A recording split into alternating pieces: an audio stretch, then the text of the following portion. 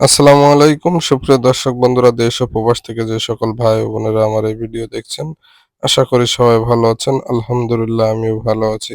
দেখুন, আজকে অনেক দিন পরে আপনাদের মাঝে একটা ভিডিও নিয়ে আসলাম। ভিডিওটা কিন্তু খুবই গুরুত্বপূর্ণ একটা ভিডিও। দেখুন, আমার হাতে যে ঔষধটা দেখতে পাচ্ছেন, এটা এমন একটা ঔষধ, এই ঔষধটা যদি আমি ওকে দিই তাহলে কিন্তু আমার ওই গরুটাকে আর নতুন করে কিমড়ির বড়ি খাওয়ানো লাগে না। এটা এমনই একটা ঔষধ যেটা কিমড়ির সকল প্রকার কাজ করবে এবং গরুর স্কিনের উপরে নিচেই যত ক্ষত থাকবে, অ্যালার্জির মতো ঘা থাকবে, সবই কিন্তু সেরে যাবে এবং এটা দিলে কিন্তু আমার গরুর কোনো প্রকার কিমড়ির ট্যাবলেট বা বড়ি খাওয়ানো লাগবে না ইনশাআল্লাহ। এই ঔষধটা আমি এখন বের করে নিচ্ছি। আমার এই গরুটার ৩০০ কেজি ওজন আছে। প্রতি ১০০ কেজির জন্য ৫ এমএল দিবেন। আমি কিন্তু এর ২০ এমএল দিব।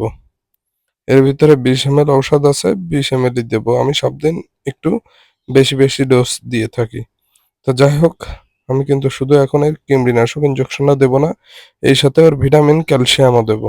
সেই ক্ষেত্রে আমি এটা রেডি করে রাখলাম। এরপরে ওর অ্যামাইনোভেট দেব ৫০ এমএল।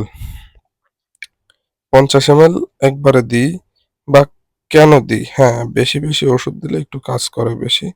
এই কারণে দিই। যারা দিতে পারেন নিজে তারা একবারে ৫০ এমএল দিতে পারবেন। কিন্তু কোনো ডাক্তার কিন্তু দিতে চাবে না। তার কারণ সে বারবার আসবে, বারবার পয়সা নেবে। কোনো ডাক্তার ভাই যদি আমার এই ভিডিও দেখেন, দয়া করে আমাকে একটু ক্ষমা করে দিবেন। যেহেতু আপনার নাম ধরে কিছু বলে ফেলেছি। তা যাই হোক, দেখুন আমি এখন ৫০ এমএল অ্যামাইনোভেট দিয়ে দিচ্ছি। আরও দেব ৫০ এমএল ক্যাটাফস।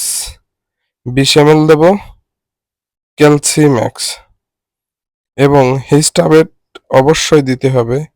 হিস্টাবেট দেব ২০ এমএল এবং কিমরির যে ইনজেকশনটা, এই ইনজেকশনটা কি ইনজেকশন জানেন? অনেক টাকা দাম কিন্তু।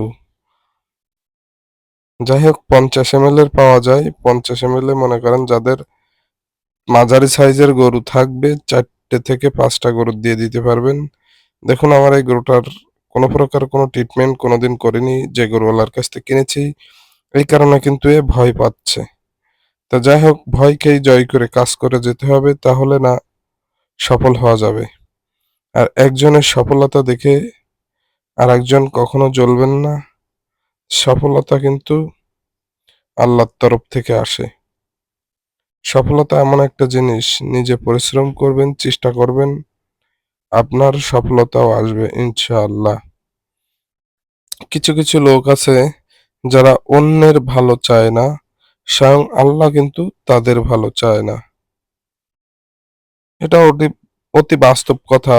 আপনারা দেখবেন এবং বুঝবেন। তো যাই হোক, এবার কিন্তু আমি ক্যালসিম্যাক্সটা নিয়ে নিলাম। ক্যালসিম্যাক্সটা ২০ সিসি দিলে ৪ জায়গায় ভাগ করে দেওয়া উচিত। মিনিমাম ২ জায়গায়। তাহলে দ্রুত কাজ করত এবং দ্রুত পাঞ্চ হইতো। যেহেতু আমি গরুটার এখন ৫ রকম মেডিসিন দিচ্ছি, সেই ক্ষেত্রে ১ জায়গায় দিতে বাধ্য হচ্ছি। সমস্যা নেই, একটু মালিশ করে দিলে ঠিক হয়ে যাবে। দিলাম ক্যালসিম্যাক্স। এসিআই কোম্পানিরটা দিছি, যেটা কোরিয়ান। যাই হোক, এবার দেব কিন্তু হিস্টাভেট বা এলারভেট, যে যেটাই দেন সমস্যা না। অ্যালার্জি নাশক একটা দিলেই হবে। মানুষ যেরকম ঔষধের সাথে গ্যাসের ওষুধ খায়, এটাও কিন্তু গ্যাসের কাজ করে। শুধু যে অ্যালার্জি তা না। আমার এই যে গরুটার কাছে একটা ষাঁড় বাচ্চা আছে, ১ মাসের মতো বয়স। এই গরুটা কিন্তু অরিজিনাল ইন্ডিয়ান জার্সি, ওই পারের গরু। এ ছোট থাকতে এর মার সাথে বাংলাদেশে এসেছিল। এখন বড় হয়ে ২য় নাম্বার বাচ্চা দিছে। এই যে দেখুন, ক্লোমেকটিন সেই। এটা কিন্তু রফিক মেডিসিন কোম্পানির ফ্রান্সের একটা প্রোডাক্ট।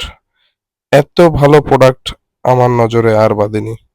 তো যাই হোক, এই যে কৃমিনাশক ইনজেকশনটা দিচ্ছি বা দেব বা আপনারা দিবেন, এটা দিলে কি লিভার টনিক জিঙ্ক খাওয়াতে হবে? অবশ্যই খাওয়াতে হবে। লিভার টনিক জিঙ্ক অবশ্যই খাওয়াতে হবে। আমি ভিটামিন সহ দিলাম এই কারণে, এই গরুটার একটু ভিটামিনের ঘাটতিও আছে।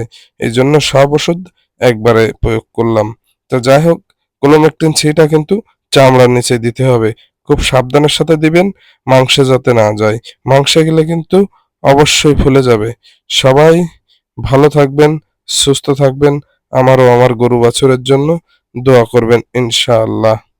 আর ফার্স্ট টাইম একটা কথাই বলতে চাই যে অন্যের সফলতা দেখে কখনো জ্বলবেন না। নিজে কিছু করার চেষ্টা করবেন।